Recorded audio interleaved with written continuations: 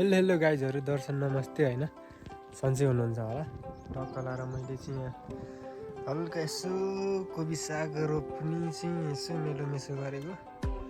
मकै निकालेर रोप्नु पऱ्यो भनेको। मकै 8 महिना भइसक्यो नपाकेर है। मकैभित्रै पाकेको मकैहरू चाहिँ निकालेर टक्क रोप्ने काम गरिरहेको छु। मैले चाहिँ थोरै हल्का मात्रामा यति चाहिँ रोपेको छु होइन। अब उता पनि रोप्नु पर्ने छ, यता पनि रोप्नुपर्ने छ। तर गाईहरू अवस्था यस्तो छ ल। अब यो सबै झाड निकालेर यो सबै झाड निकालेर चाहिँ तपाईँको अनि खनेर चाहिँ अनि रोप्नुपर्ने छ। टक्क लाएर म झाड निकालेर चाहिँ खन्ने काम गर्छु। भिडियो चाहिँ लास्टसम्म हेर। टक्क लाएर म चाहिँ झाडु खाल्ने काम गर्दै थिएँ है। क्यामेरा चाहिँ यतातिर राखेर एकदमसँगले घाम पनि धेरै लागेर होइन, घामले पनि पुरा खराइरहेको थियो। झाडु खाल्ने काम गर्न पनि लाग्यो मलाई 1-1.5 घन्टा होइन। आजको दिनको चाहिँ एकदम रेकर्ड गरेर देखाउने मुड चल्यो। त्यही भएर यसो भ्लगिङ गर्दै चाहिँ काम गर्दै गरौँ न त हो भनेर चाहिँ यसो क्यामेरा ठडाएर चाहिँ झाडु खाल्न थालेको है। उखाल्दा यस्तो धेरै टाइम लाग्यो, एक्लै भएर होला होइन। फेरि टक्क लाएर नेमारको जर्सी लाएर हो नि त, फुटबल खेल्ने जर्सी लाएर चाहिँ बारीमा पुरा झाडु खाली राख्नुपर्छ होइन। ठक्क लाएर होइन।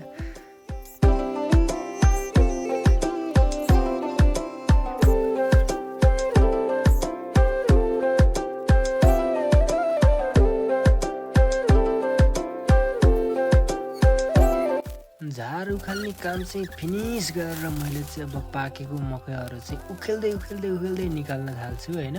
टक्क मकैहरू उखेली भइसकेपछि चाहिँ अनि बाँकी रहेको हरियो मकैको पनि पात चाहिँ म छाँच्छु होइन। पात मजाले निकालेर चाहिँ टक्क रेडी गराउने काम गर्छु। टक्क पातहरू रेडी गरेर सिल्लो बनाइसकेपछि अब फेरि सुरु हुन्छ मेरो चाहिँ खन्ने काम होइन। बिस्तारै खन्ने काम मेरो चाहिँ सुरु भइहाल्छ।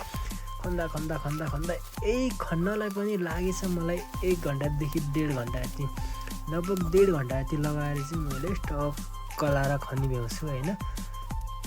साथीहरू अनि अहिलेसम्म पनि भिडियो हेर्दै हुनुहुन्छ भने चाहिँ यसो लाइक कमेन्ट सेयर होइन, सेयर नगरे पनि लाइक कमेन्ट सब्सक्राइब चाहिँ गरिदिनु होला भन्न चाहन्छु म होइन। यस्तै हो, गाउँले भ्लग चाहिँ मेरो यस्तै हो, आइ नै राख्छ होइन। तपाईँहरूले पनि हेरिराख्नु होला होइन। के गर्नु, काम त गर्नै पर्यो। गाउँघरमा बसेपछि चट्ट लाएर होइन।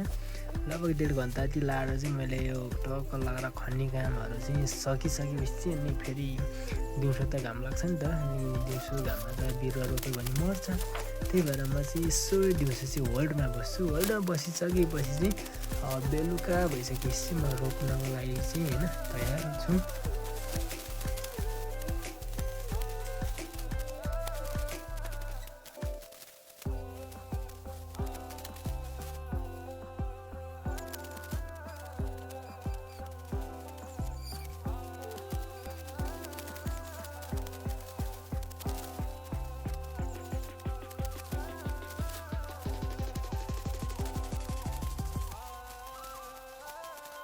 बेलुका चाहिँ फेरि होइन एकचोटि चाहिँ पानी परिहाल्यो।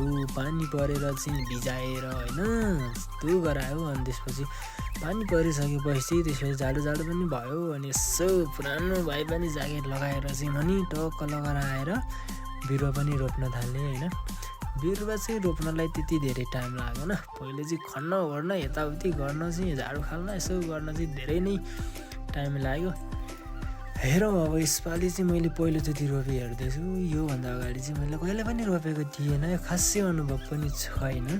त्यही भएर यसपालि सुरुचोटि चाहिँ मैले रोपेर ट्राई गरी हेरेको। हेरौँ तरकारी कतिको फल्दो रहेछ। यसो तरकारी फलाएर खाने उद्देश्यले चाहिँ मैले लगातार यसपालि चाहिँ मैले काम गरिरहेँ होइन। रोप्ने काम झ्याप लगाएर टक्क लाएर यसो तपाईँहरूलाई पनि यसो चाहिन्छ भने यसो खानु छ भने यसो होइन मलाई पनि आयो भनेर यसो कमेन्टमा गर्दै छोड्दै गर्नुहोस्। तपाईँहरूको लागि पनि म अवश्य नै दिनेछु होइन, कन्जुसाइ नगरिकन। तर एउटै शर्त चाहिँ के छ भने फल्यो भने फल्दै फलेन भने त मैले कसरी दिने होइन। फल्यो चाहिँ भने फेरि म ढुक्कसँग दिनेछु हजुरहरूलाई।